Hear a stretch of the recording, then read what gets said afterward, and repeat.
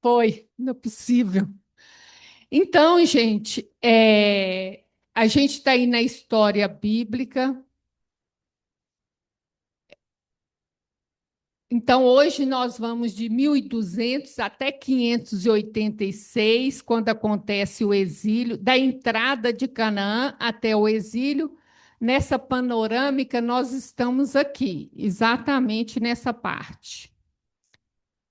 E aí, gente, a importância, a gente pensar assim, o Cristo, ele é muito, mas muito mais evoluído do que nós.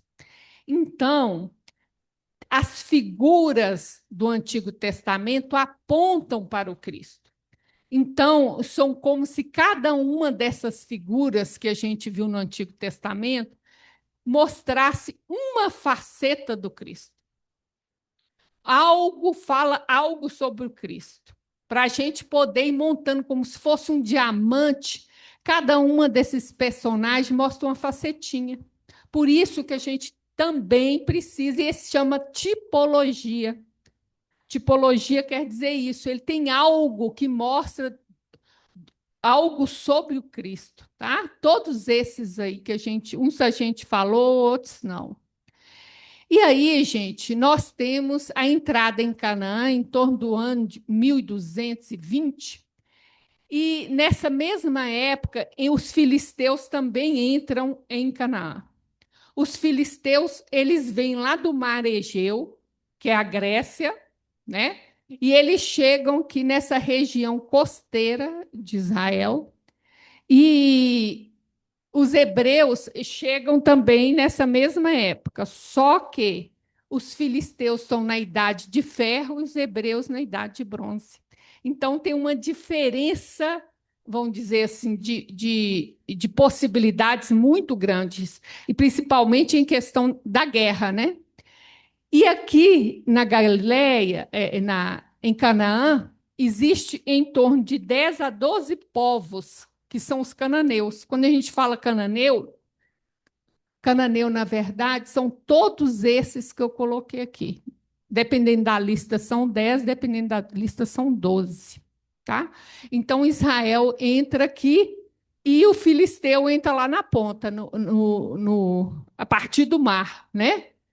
E aí a gente vai ver o que, que vai acontecer aí. Então, se eu olho esse mapa aqui, esse mapa que está bem, bem clarinho aqui para nós, a gente vê que Josué entra. Aqui tem o Rio Jordão, não está aparecendo aqui. Ele atravessa o Rio Jordão próximo a Jericó e entra em Canaã. Quando a gente vai ver o Novo Testamento, Jesus é batizado no Rio Jordão, próximo a Jericó.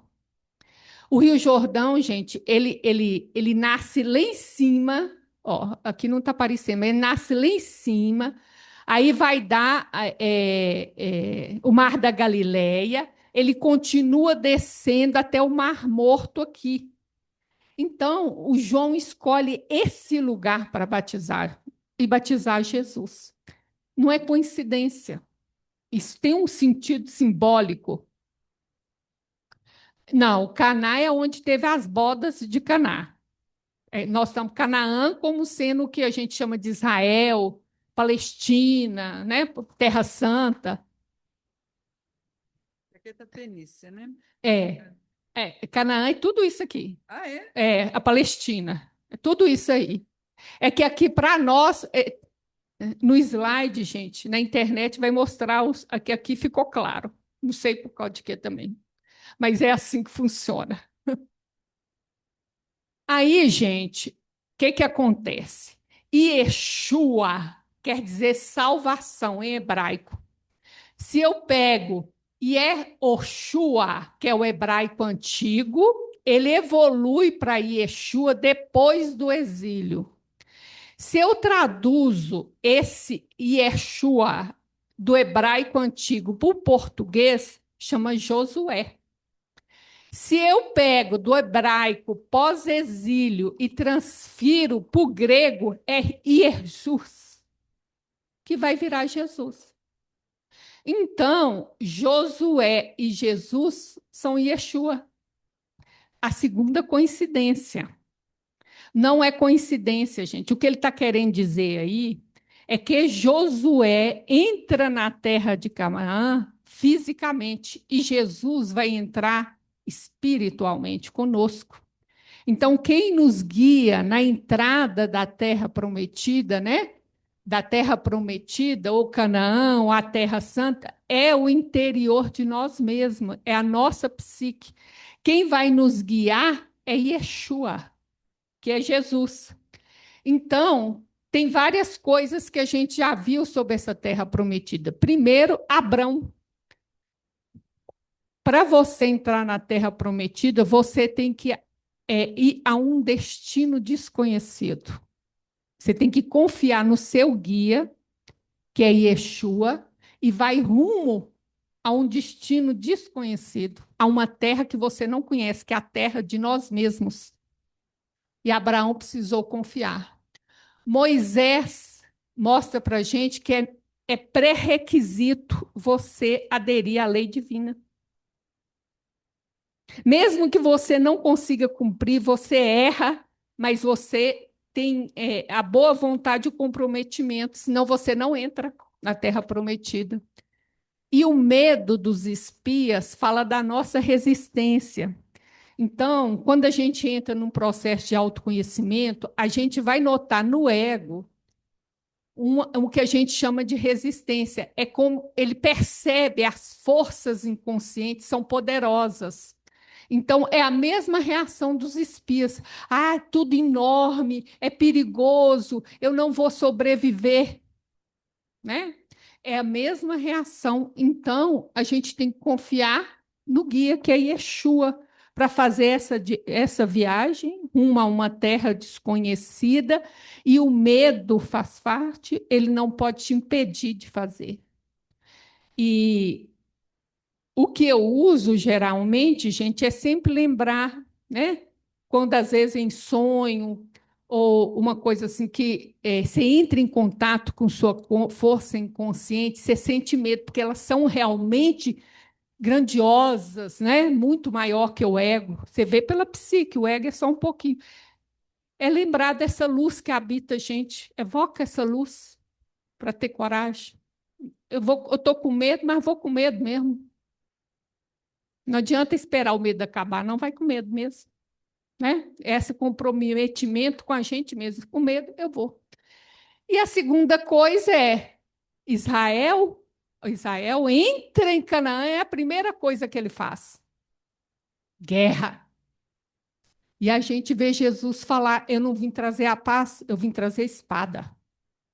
E é isso que vai acontecer com nós. Quando você começa o processo de autoconhecimento, você vai tomar consciência dos seus conflitos. Então é guerra. E você só faz consciência com conflito. Então, gente, quando eu estou muito inconsciente, eu acho que está tudo bem, mas eu estou dormindo. Quando eu começo a estudar Jesus, aí começa o conflito entre o que eu sou e o que eu quero ser. Então é o conflito. É o conflito entre o ter e o ser, entre o bem e o mal. Das minhas atitudes que eu achava que estava tudo legal, eu já começo a ter o conflito. Então, começou a entrar em Canaã, é guerra, até conquistar a terra, ok? E aí a gente vê a entrada em Canaã, existe a divisão pelas tribos da terra, ela é feita por sorteio, porém o tamanho do território é proporcional ao tamanho da tribo. Moisés, lá no deserto, fez um censo, e é o tamanho da tribo que determina o tamanho do território, tá? A gente vê que 600 mil que entram em Canaã é o mesmo tanto que saiu do Egito, indicando que a população não cresceu durante os 40 anos do deserto, ela se manteve. O mesmo tanto que saiu do Egito entrou em Canaã, tá? Eles entram aqui em Siquém, ó. Existe a confederação das tribos que eles renovam a aliança de novo e renovam o pacto de cuidado um com os outros. E aí, gente, existe o tempo de tribal, né? Ou chamado tempo de juízes, entre 200 e 300 anos. E aí eles vão viver um ciclo, que é tempo de paz, aí o povo se corrompe com idolatria. Aí o povo é oprimido, como se fosse o juízo de Deus, né? Aí o povo clama por Deus. Aí Deus levanta um juiz que liberta eles. Aí eles entram num tempo de paz. Daí eles começam tudo de novo. É assim, tá? Você vê como é que é difícil sair da idolatria. Então, aqui nós temos, olha, cada juiz, porque a nação aqui, ela não é uma nação unificada com um regime central. Cada tribo tinha sua própria administração ali. Então, quando elas precisavam, surgiu o juiz que, vamos dizer, que agia naquela tribo, tá? Aqui tem todas os juízes, né? Eu marquei 3 aqui para nós, Débora. Por que que eu marquei Débora? Que tem em torno de 6 profetisas, tá? Uma delas no Novo Testamento, que é Ana, que está lá no templo recebendo Jesus, e as outras são do Antigo Testamento. Então, não existe isso que profeta é só homem, tá? Os livros escritos é que são. Sansão, que é muito famoso, e Samuel, que é o último dos juízes, que é quando o povo pede um rei. Aí, nós vamos ver a monarquia unida, né? Primeiro com Saul, que foi o primeiro rei de Israel, depois Davi, depois Salomão. Aí nós temos um probleminha, que é o seguinte: o primeiro rei que Deus escolheu é da tribo de Benjamim. Porém, a gente viu que Jacó, na bênção dele, ele profetiza que os reis de Israel tinham que ser da tribo de Judá. E por isso que o Cristo, o Rei eterno, vem da tribo de Judá, que é o Cristo. É a profecia da vinda do Cristo, né? Aí, por que então que Jesus escolheu esse primeiro rei da tribo de Benjamim? Aí existe 2 explicações. A primeira, que aqui era uma profecia, não era uma regra. A regra vai ser feita aqui, ó, com Davi. Davi resolve construir um templo para Deus. Deus proíbe ele de construir, porque as mãos dele estão cheias de sangue, e permite que Samuel, depois Salomão, construa, mas Deus faz uma aliança com ele de que o rei, do descendente de Davi, viria os reis de Israel e seria o reinado eterno. Ou seja, está falando do Cristo, tá? Então aqui vira regra. Em Davi vira regra, mas antes de Davi ainda não era. E o segundo caso, gente, é que nessa cultura existe a lei da hospitalidade, que é uma coisa muito séria. Porque você imagina que a maior parte do território é deserto. Não tem hotel. Então você está viajando. Se a pessoa não te hospedar, você morre. Porque no deserto também é muito frio à noite. E também o perigo de bicho e tudo mais, né? Então, a lei de hospitalidade é tão séria que você vai ler a Bíblia, você vai ver que a pessoa é capaz de sacrificar a própria vida e a vida da família para defender o hóspede. E Jesus vai falar dessa lei de hospitalidade quando ele é recebido lá na casa daquele fariseu. Ele vai falar da lei de hospitalidade. Ele vai falar da lei de hospitalidade quando ele fala de Sodoma e Gomorra. Então, essa lei é muito importante. E aí, o que, que aconteceu? Tinha um levita viajando com a concubina dele e para numa cidade que era da tribo de Benjamim. E eles não aceitam hospitalidade a ele, dá hospitalidade a ele. Aí surge a guerra civil. As outras tribos se unem e guerreiam contra a tribo de Benjamim. E ela é quase extinta. Então, o segundo motivo pelo qual Deus pode ter escolhido primeiro o rei como Benjamim, da tribo de Benjamim, é para poder dar um tempo para essa tribo se restabelecer, ok? Que ela tinha quase acabou. Bom, aí os outros reis vão ser até Salomão, né? O reino está unido aí só até Salomão. Ok, gente? Alguém quer perguntar alguma coisa? Aí nós começamos aqui o problema. Saul é ungido, e aí tem a desobediência de Saul. Vejamos, quem é que podia oferecer sacrifício? De qual tribo? Levi. Saul é da tribo de Benjamim. E ele está indo para guerrear os filisteus. E na época, Samuel vai atrasando, e ele esperando Samuel, e ele querendo ir para a guerra, e Samuel atrasa, e ele querendo ir para a guerra, ele vai lá e faz o sacrifício. Deus tirou o trono dele nesse dia. E Deus tirou o apoio dele ao trono dele, tá? Ele ficou no trono até a morte dele. Aí Samuel é mandado lá em Belém, na casa de Jessé, escolheu Davi e ungiu Davi rei.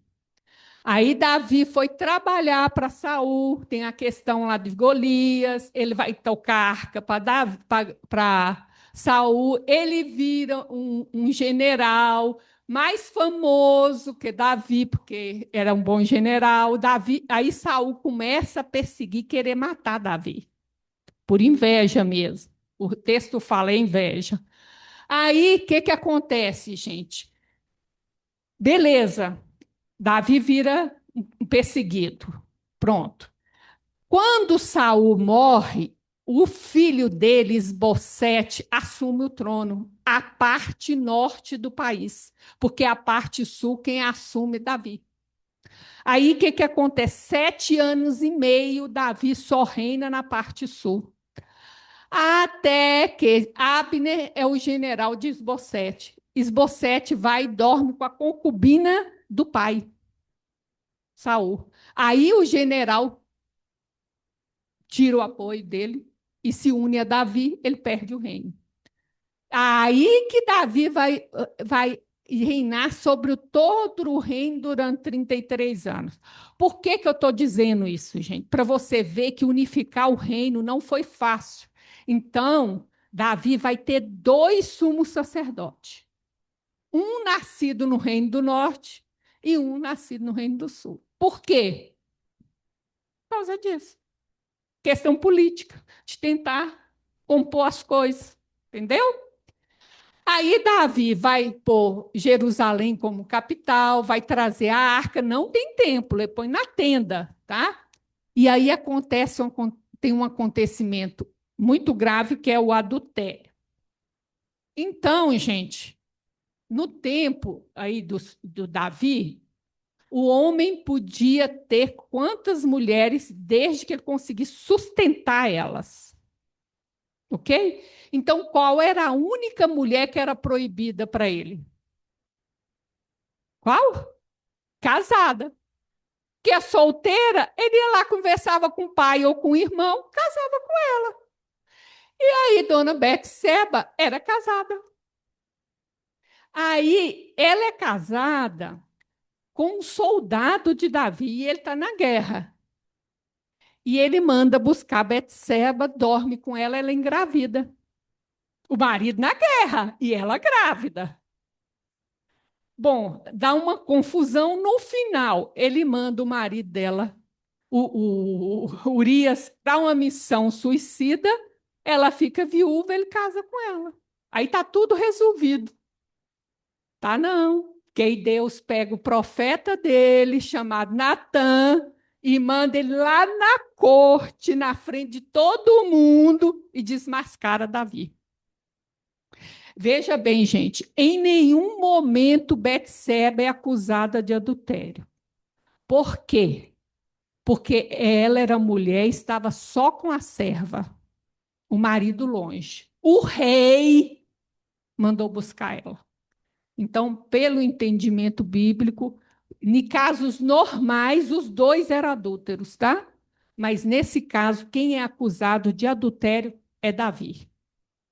Betseba não.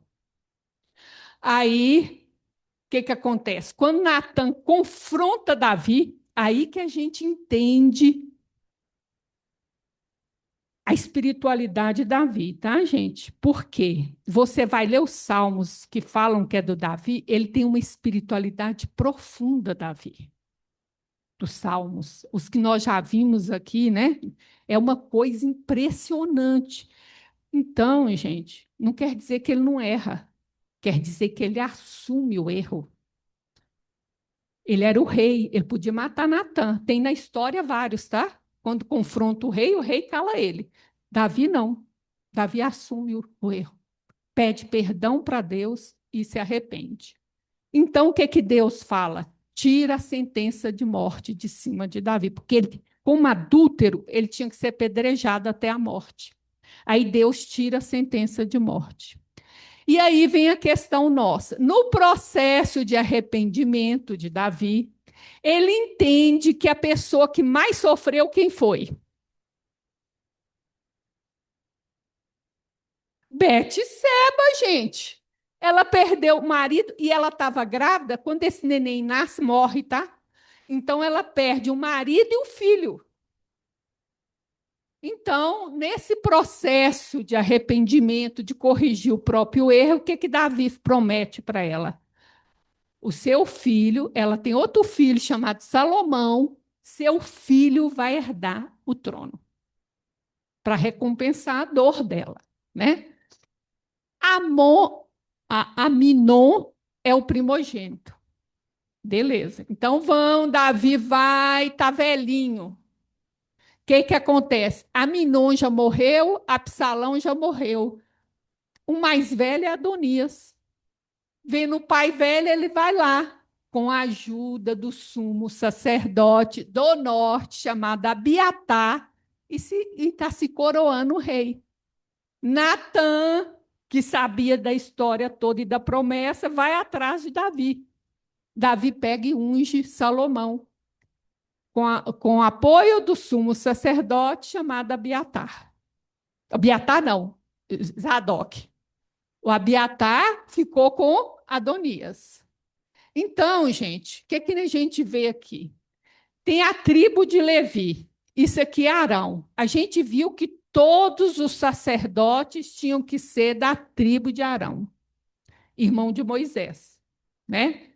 Os outros eram levitas só. E o sumo sacerdote tem que vir daqui, do filho dele chamado Eleazar ou Itamar. Os outros dois morreram. Então, gente, ó, Itamar vai gerar Abiatar, Eleazar, Zadok. Então, quando chega na posse de Salomão, Abiatar está do lado de Adonias, perde. E Zadok está do lado de Salomão. Salomão assume o trono, o que, que ele faz? Pega Abiatar e exila. Por quê? Porque entende assim, gente. Se isso fez parte do processo de arrependimento de Davi, do qual Deus tirou a sentença de morte de Davi, por causa desse processo de arrependimento de Davi, então era vontade de Deus que Salomão fosse o rei. E quando Abiatar apoia o outro, ele está indo contra a vontade de Deus. Que isso nos interessa muito? Guarda isso. Todo sumo sacerdote tem que ser da família de Sadoc. Isso vai ter a ver com o julgamento de Jesus lá na frente. Guarda isso. Todo sumo sacerdote tem que vir da família de Sadoc. Ok? Tudo isso para chegar nisso. Aí nós temos Salomão, gente. Salomão, o que, que ele fez? Fez muita coisa. Fez carro de guerra para o exército, que eles não tinham. Ele construiu templo, construiu cidade armazém, construiu palácios para ele e para a corte. Ele construiu um porto, passou a fazer comércio, ganhar com comércio marítimo. Ele pôs cidades nas rotas comerciais e cobrava imposto. Mas Salomão fez uma coisa também. Cobrar bastante para fazer tudo isso, ele cobrava muito imposto e corveia. Corveia era todo homem tinha que trabalhar determinado tempo do ano de graça para Salomão. Muito bem, o povo veio sob esse regime pesado. Salomão, né? Aí, aqui está o templo que Salomão construiu, que é o primeiro templo, tá? Ele foi construído de 160 a 967, está invertido aqui, é de 67 a 60, tá? É o contrário, durante 7 anos. Aí, esse templo vai ser destruído pela Babilônia, por Nabucodonosor. É esse templo aqui que vai ser destruído. Bom, gente, aí nós temos a divisão do reino. Por que que isso aconteceu? Tem dois motivos, um espiritual e o outro econômico. O econômico é o quê? Salomão morreu, o filho dele assumiu, Roboão. O povo vai e reúne com ele. Abaixa os impostos, porque ninguém está aguentando isso. Aí o que, que ele responde? Nós vamos aumentar mais.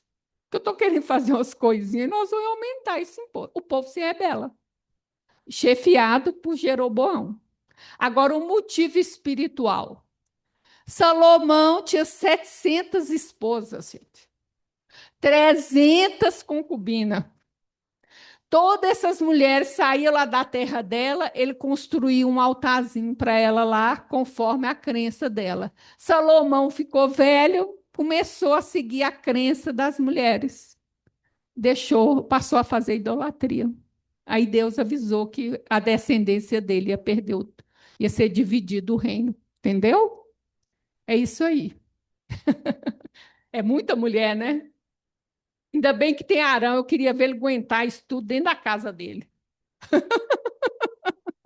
Então, gente, a gente tem um reino do norte aqui. Agora é importante prestar atenção, porque quando esse reino do norte for destruído, o que, que vai ter aí? Os samaritanos. É aí que vai começar o problema dos samaritanos, tá? Então, presta atenção que a resenha é grande. Então, vamos lá. Então, dividiu. O reino do norte, chamado de Israel também, o rei ficou sendo Jeroboão, que foi o que enfrentou o filho de Salomão, que é Roboão. Aqui tem 10 tribos. São 10 tribos rebeldes, que é chamada porque já tinha a regra que o rei tinha que vir da tribo de Judá, tá? Capital Siquém, que está aqui assim no outro mapa ali na frente, vai ter.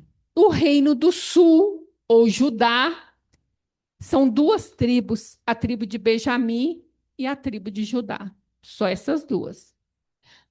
A capital, Jerusalém. Beleza.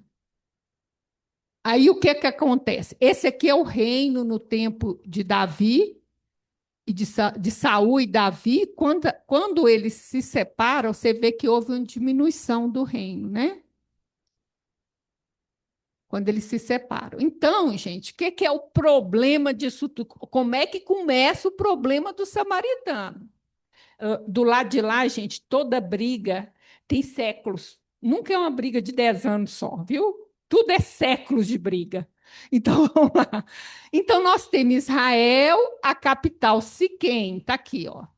Judá, a capital Jerusalém. Aí Roboão, do lado de lá, falou: ninguém vai frequentar Jerusalém para rezar, não.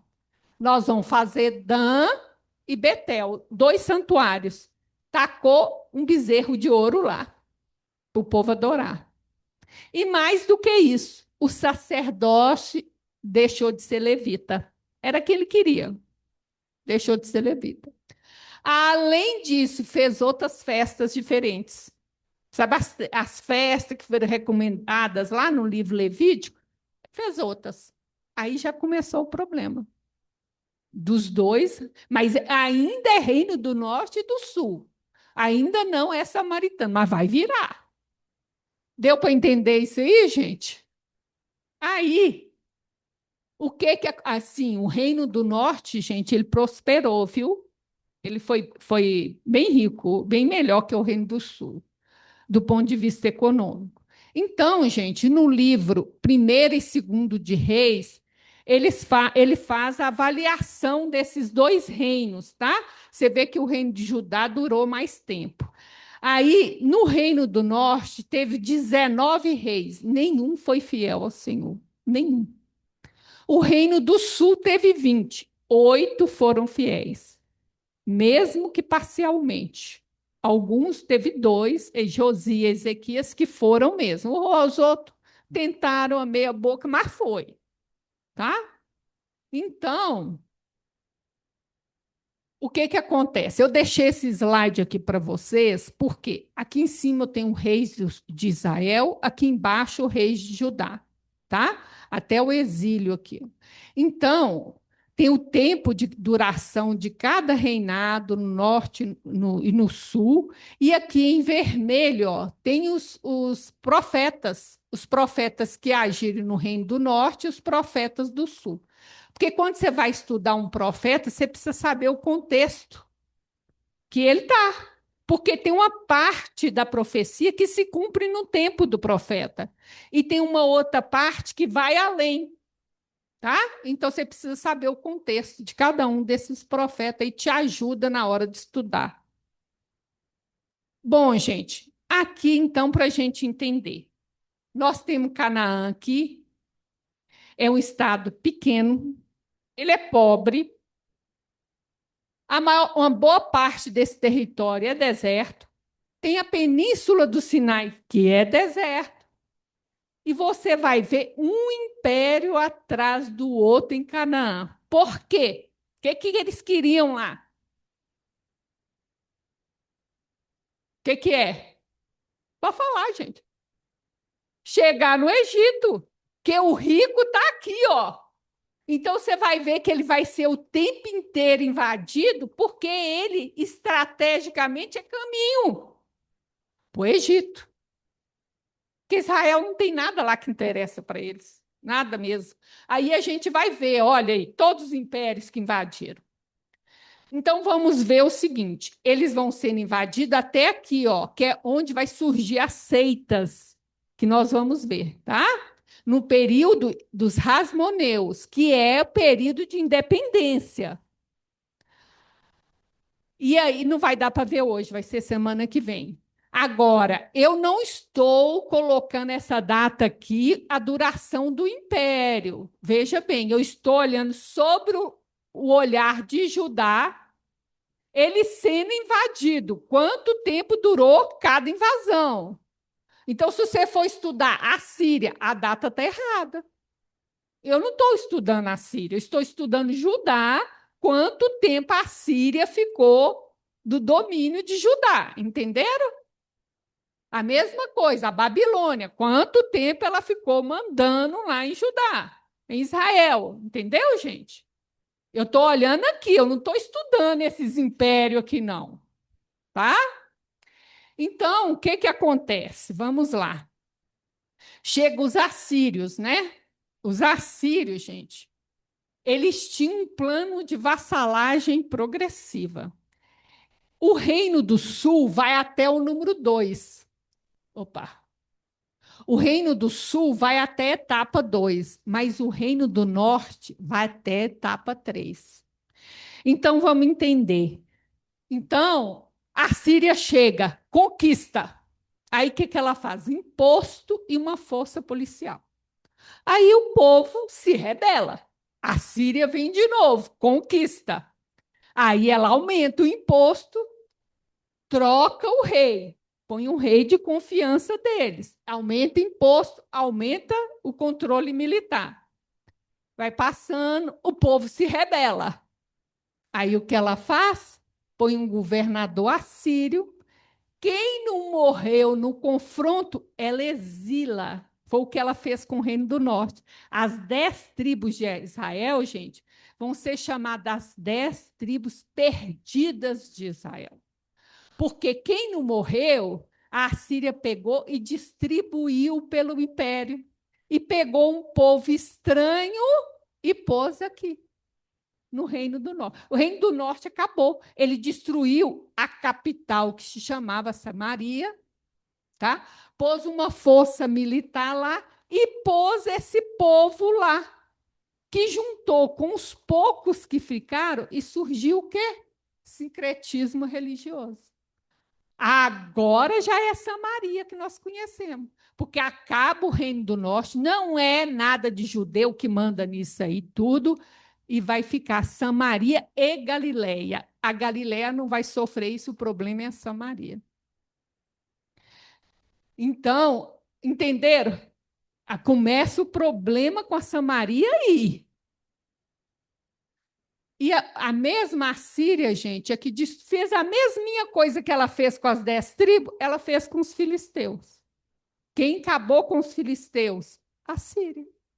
O que ela não matou porque eles foram se rebelando, igualzinho o Reino do Norte fez, o que sobrou, ela espalhou, perdeu identidade cultural. Misturou os poucos que sobraram. Então é isso aqui. Nisso aqui acaba as 10 tribos e acaba os filisteus também. Aí, gente, chega a Babilônia. O que acontece? Aí a gente vai ter uma pequena discordância. Quando a Babilônia chega, ela chega no ano 605. E nós temos Belteshazzar, que vai ter o nome dos babilônicos, eles trocam o nome dele para Daniel. Eles faziam isso para mostrar que agora você me pertence, né? Que Daniel vai ser, vamos dizer, um escravo deles, né? Então, eles são, que eles fazem? Quando eles chegam, ele conquista, já não tem reino do norte mais, só tem o reino do sul. Ele conquista e pega os filhos das pessoas da corte, a elite, os filhos da elite, e leva para Babilônia. Daniel tinha 14 anos, castra e é educado para trabalhar na corte. Qual que é a discordância? Com o tempo, Daniel vai escrever um livro, que inclusive é usado por Jesus várias vezes no Novo Testamento, e o livro Apocalipse usa muito o livro de Daniel. Só que os católicos falam assim: ele acertou demais. Não pode ter sido nessa época escrito. O que Daniel fez? Daniel, ele está lá no tempo grego, né? Olha para você ver. Vamos passar aqui para a gente ver. Olha aqui. Nós estamos falando da Babilônia. Ele está no tempo grego, então tudo já aconteceu, e ele escreve o livro dele como se ele estivesse profetizando, mas ele está falando de uma coisa que já aconteceu. Por isso é que ele acerta.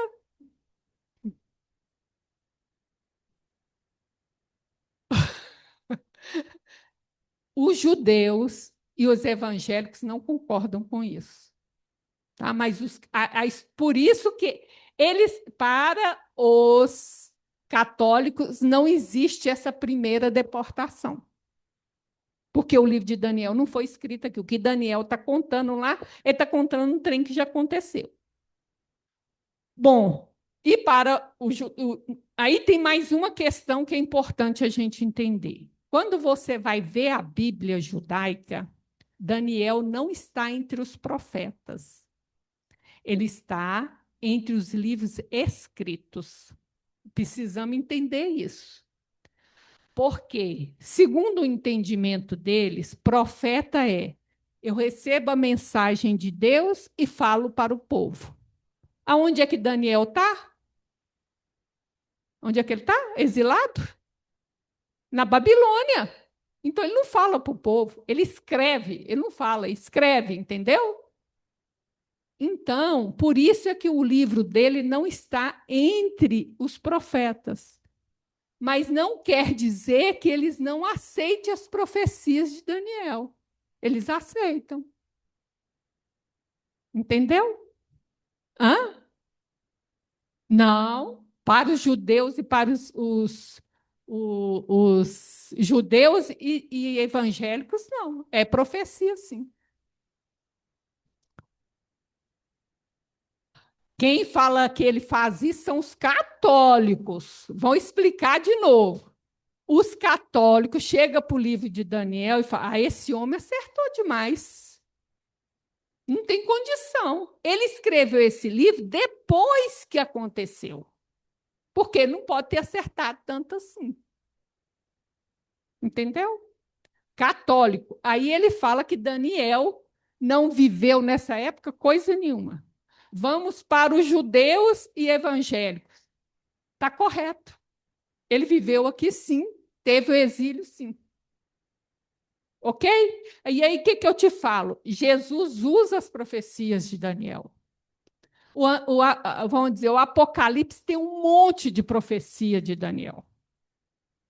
Então, para nós, sim, mas você vai, dependendo de onde você lê, eu estou te explicando para você ter ciência, porque a gente tem que ter discernimento dependendo de quem a gente vai escutar. E estou te explicando por que que as profecias dele são aceitas pelos judeus e ele não está entre os livros proféticos. Estou explicando o motivo para vocês. Vocês têm que ter o conhecimento para ter o discernimento. Senão você sai daqui, escuta uma palestra católica, vai desfazer. Não, é que é assim, ó, se você for estudar teologia com os católicos, existe, vamos dizer assim, se for estudar teologia com os evangélicos, os teólogos deles têm que ser evangélicos. Então, são homens de fé estudando a teologia. Os católicos, como é que é? Qualquer pessoa ateu tem teologia. Então, eu debruço sobre o texto bíblico como um homem do mundo. Esses são os teólogos que eles seguem. Por quê? Porque o catolicismo foi rompido com a ciência há muito tempo e agora ela aceita tudo que a ciência fala. Então, eu vou te falar o que eu já escutei lá. Ele, por exemplo, os milagres de Jesus não são milagres. É tudo simbólico. Não, gente. O milagre aconteceu. Aí o professor virou para mim e falou o quê? Você consegue curar um cego? Falei, eu? Eu não consigo. Ele falou, tá vendo? Jesus é como você. Se você não consegue curar, ele também não. Falei, mas você tem que comparar Jesus comigo. Eu posso te dar outros exemplos maiores, entendeu? Gente, no meio, fora do meio espírita, a gente tem curas, mas eles não acreditam que existe. Pois é, mas aí eu estou falando da teologia. A Igreja Católica tem vários compartimentos, né? Então, gente, qual que é o problema disso? É que antes eu pus Jesus como Deus. Agora eles colocam Jesus como um homem comum. Então, agora Jesus é um homem como eu. Ele só pode fazer o que eu faço. Aí saiu de um lado para o outro lado. É. É só você assistir palestra e estar à vontade aí no negócio, você vai ver, o raciocínio é esse. Mas por que não? É porque você consegue? Não, você também não consegue. É isso aí. É, eu vou dar. Se você não faz, então não pode. Entendeu? Aí eu cheguei até a questionar, falei, a senhora acha? Por acaso era uma teóloga, né? A senhora acha que esse evangelista era sem o que fazer? Que um dia lá na casa dele pensou assim: eu vou escrever umas coisas de Jesus aqui que não aconteceu? A troco de quê que ele ia fazer isso? Por que ele ia fazer isso? Um povo, pessoas que deram a vida por essa fé. É chamar a pessoa de mentirosa, né? E de muitas coisas. Mas aí, como a gente não tem a mediunidade, aí começa, gente. Não tem a mediunidade, nunca viu. A gente está no meio que tem essa força espiritual mais atuante, né? Então, é isso. O que eu posso dizer, a discordância é essa, tá? Ô, Vânia, Ah, quem que você falou que está colocando Jesus como nós, os evangélicos? não, o contrário. Os católicos. Os católicos, a teologia católica, ela se baseia em Jesus como um homem, como eu e você, um homem. Então, Ah, o que eu não consigo fazer, ele também não consegue. uhum. Como não tem reencarnação, não tem evolução, aí o papo É, fica longo, né? tá bom. Obrigada, Vânia. Aí, gente, tem uma deportação em 597, o famoso Nabucodonosor. Aqui, gente, eu conto essas coisas para você, porque vocês têm que saber das discordâncias. E, às vezes, você também pode não concordar comigo e concordar com eles, né? Essas coisas são livres, raciocina, estuda e escolhe, né? Tá? Os deportados aqui nessa época, gente, eles chegam lá na região da Babilônia, é permitido que eles façam assentamento. Então, é quando surge a tradição sacerdotal, que vai pegar a cultura oral do povo e escrever, tá? Eles conseguem se organizar e manter a cultura do povo e a fé do povo. Então, beleza. Aí, cada negócio desse tem uma rebeldia do povo, né? Aí o povo se rebela, vem Babilônia de novo, Nabucodonosor de novo. Agora, 10 anos depois, 586. O que ele faz? Destrói os templos, destrói as muralhas, bota fogo em tudo, inclusive nas cidades, pega os utensílios do templo, vai para a Babilônia e os deportados. Esses deportados, gente, eles são escravos, ficam presos em prisão, trabalho forçado. Esses aqui é que está lá no livro Lamentações de Jeremias. Eles sofreram muito esse aqui. Os outros também, né? Claro, mas proporcionalmente, cada um dos exilados foi tratado de uma maneira, ok? É isso. Bom, gente, aí chegam os persas. Os persas permitem que o povo volte para sua terra. Então, o que, que acontece? Os judeus voltam para a terra deles. Lá já tem a Samaria, com os problemas, tudo que nós já vimos. Então, eles vão fazer o segundo templo. Aí, eles começam a reconstruir o templo em 535. Aí, os samaritanos vão lá se oferecer para ajudar. E os judeus não aceitam. Por causa de quê? Porque eles são misturados, inclusive por causa do sincretismo religioso. Aí começa o samaritano, vai fazer o quê? Intriga e impede a construção do templo durante 15 anos. Quando chega em 520, eles conseguem, e 5 anos demora a reconstrução do templo. Tá? E você vai acumulando as coisas aí do problema com os samaritanos. Então, gente, esse aqui, por que judeu não gosta de samaritano e samaritano não gosta de judeu? É tudo isso aí. Então, vamos começar. Primeiro, a separação do Reino do Norte. Rebeldes. Esse mesmo povo que fez um santuário, que fez um bezerro de ouro, que pegou sacerdote não levita, que cultuava esse bezerro de ouro, fez umas festas que não tinha nada a ver com as festas, é destruído pela Samaria e entra o sincretismo religioso, que a gente vai ver quando Jesus conversa com aquela mulher samaritana, que fala dos maridos que ela tem, ele está falando do povo estranho que entrou na terra da Samaria e misturou com o resto de judeus e deu isso.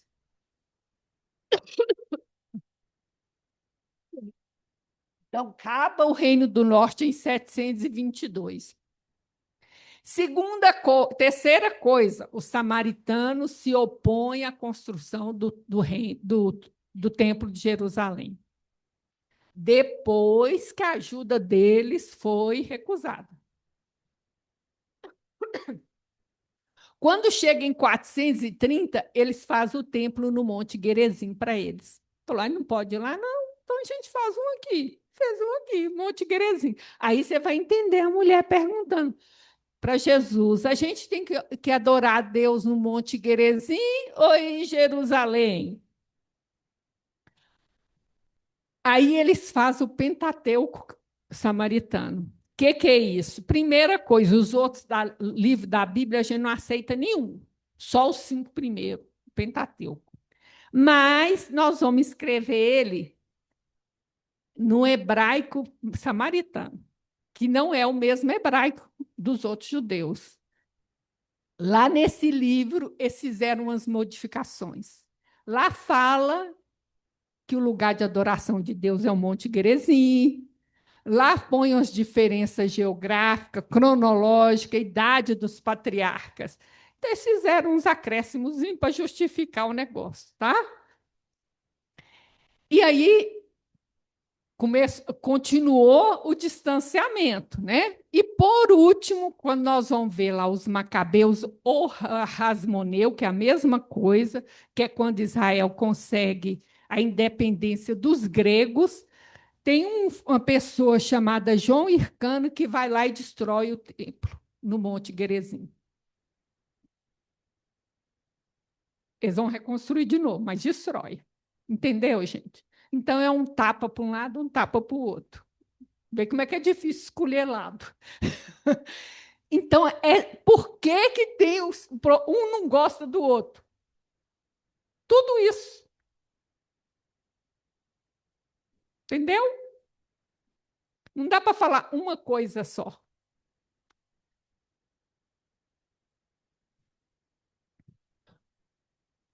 Acabou.